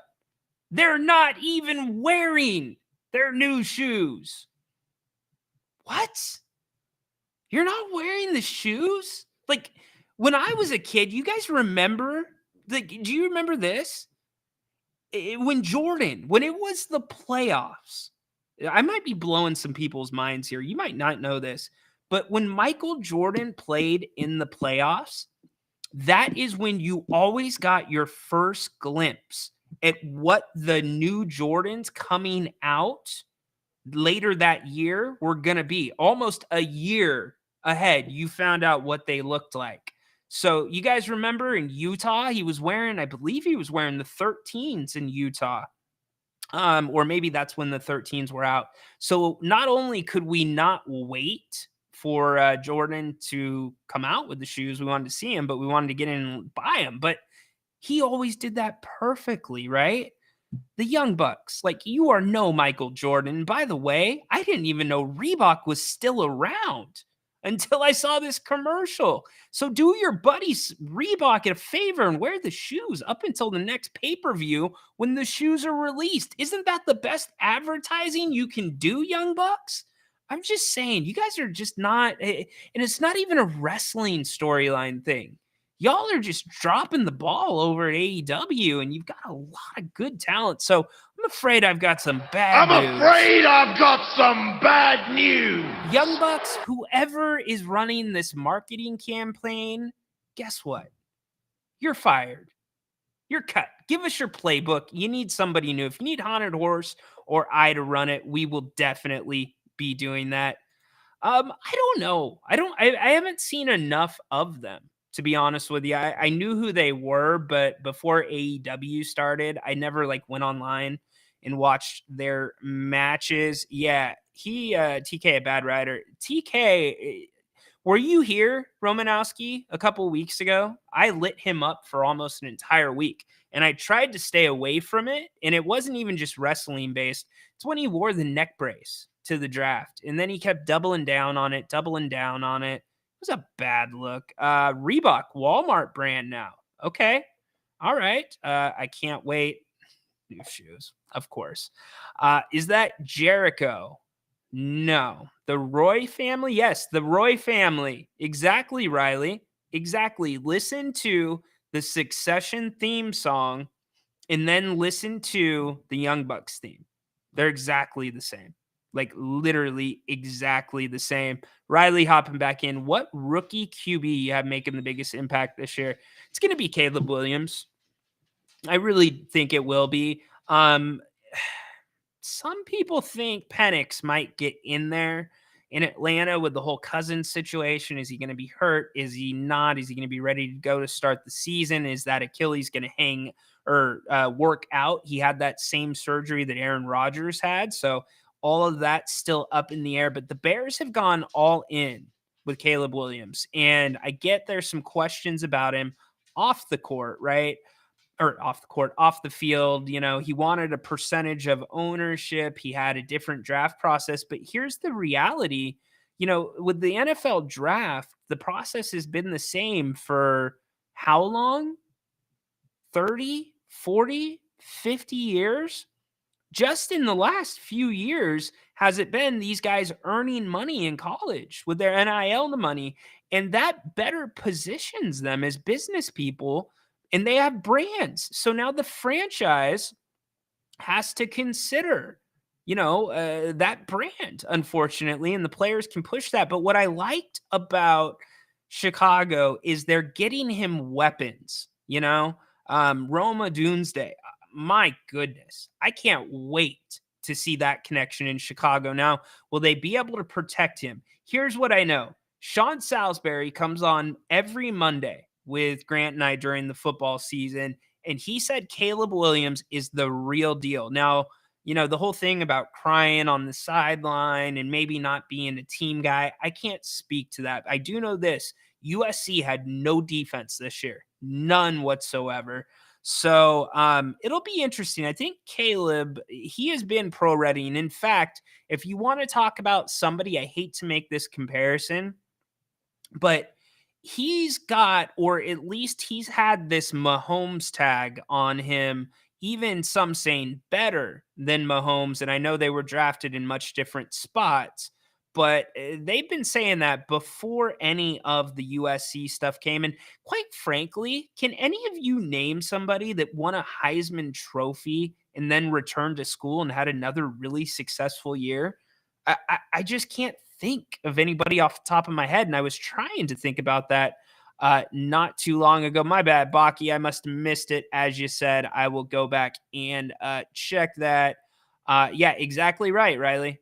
Exactly right. I think that is going to be the key. It's not gonna be a Bryce Young situation. Now, I had concerns about Bryce Young last year when he was drafted overall first by by Carolina, but they really hung him out to dry. And there is not a lot of confidence in that Carolina team. In fact, the NFL schedule shows that. I don't even think they're on national TV. And if they are, it's like one time. So they did him no favors coming in there. He was somebody that was going to have a little bit of an adjustment because of his size. Just because you're the same height as Russell Wilson does not mean you're the same quarterback. Russ had like tree logs for thighs and legs. He was built a lot more sturdy than Bryce is. And that allowed him, and he was elusive too. I'm not saying Bryce isn't elusive, but I just don't think, much like Vazenkov, Bryce has really gotten that opportunity. So giving Caleb those receivers to throw to, that is a huge deal. Caleb be dancing too much, gonna get killed. Yeah, and that's the thing. I think that's what translates to the NFL. He won't dance as much. He's not going to be as good in that manner. The NFL, the speed of the game is going to catch up. So where you see him dancing is now usually when the ball needs to be out for the most part. Yes, they did. There, Chicago, that if you're going to do it that way, that's the way you do it. And man, did they get lucky by getting that number 1 pick. Herschel Walker, you're saying, had a good back-to-back year. All right. JJ McCarthy, gonna be a Jalen Hurts type of quarterback? I don't know. I'm not 100% sold on that yet. It's hard to say with Harbaugh guys. Harbaugh guys, and I'm talking Jim Harbaugh guys, they're not always your prototypical quarterbacks. How many years did Harbaugh have Alex Smith? Or did Harbaugh have Alex Smith? He did at one point, I think. And then JJ, he's great for the Big Ten, but yeah, it would have been a disaster. Now, had the Chargers really put their guy, Justin Herbert, up for trade to draft JJ McCarthy, that would have been a nightmare. And I would have been calling the Seahawks. I would have driven my ass to the team facility to make sure that they brought in Herbert. In fact, I would drive Herbert there. Hell, I would sell my house, get a private jet, and fly Herbert there. Archie Griffin, yeah, good example. Yeah, Riley, here's the thing. When a team has that type of surprise label, then here's the difference. The Lions, okay, last year. The Lions ended their season the year before on a good run. They beat Green Bay in Lambeau. You knew the Lions were coming, right? So you had already seen a changing of the guard there. And you saw Dan Campbell. He was starting to sink in and really starting to relate to those guys. Well, here's the deal. With Dan Campbell, he needs some time to motivate those guys. He needs to change the mindset. He did that. So he did it a different way. So for the Lions, it wasn't a surprise to any of us, although they were supposed to be the surprise team, right? The NFL went all in with the schedule with the Lions last year, and they were right. But that was a proven sample size in the NFL. The Bears, we have no idea what that's going to look like. So they have not had success. I know they did better towards the end of the season, but yeah, a lot to talk to. Alex Smith gave Harbaugh credit for teaching him to play quarterback in the NFL. There you go. Very good. Good addition by you. BJ Sal, Tim Tebow. Yeah, that's a good one. And Riley, good point. All right, we're going to wrap up because our buddy Napes is going to be here at 5 o'clock. You got to get a break. Go wash your palates and get ready for him. Thank you so much for being here on a Friday. We ran the gamut. Huge thanks to Dirk. Huge thanks to Haunted Horse, Baki, Tedora, everybody. Holy moly, Jim Bowley. Corn Dog. Can I do it, Corn Dog? Corn Dog? I'm assuming I'm not seeing anything in the chat, so you're good with it. Thank you to Corn Dog being a good sport with everything. it has been an extremely fun week in the King's Court.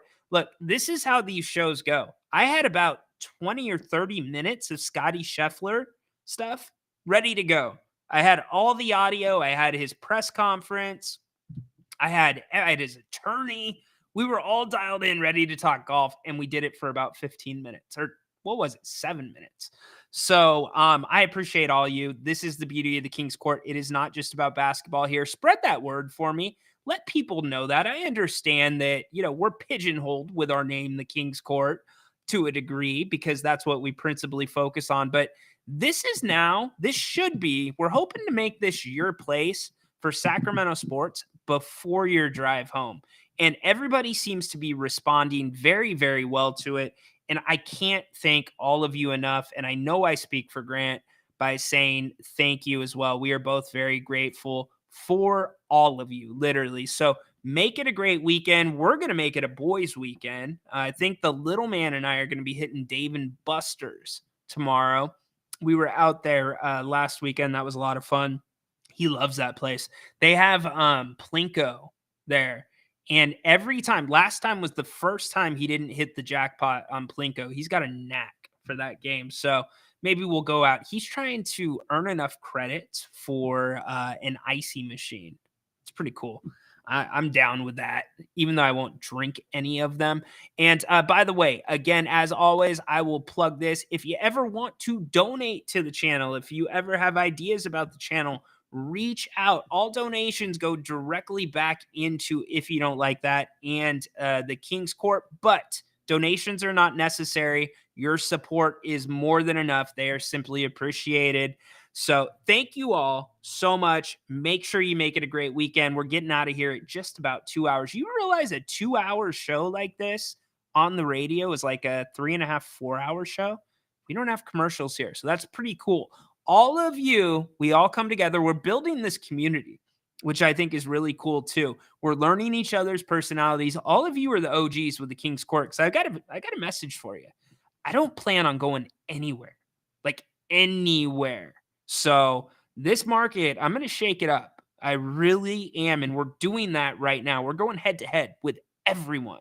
And 221 of you digitally have either been here at some point today or are here now. So thank you, thank you, thank you. Make it a wonderful weekend. Again, thank you to everybody called. Thank you for everybody in the chat.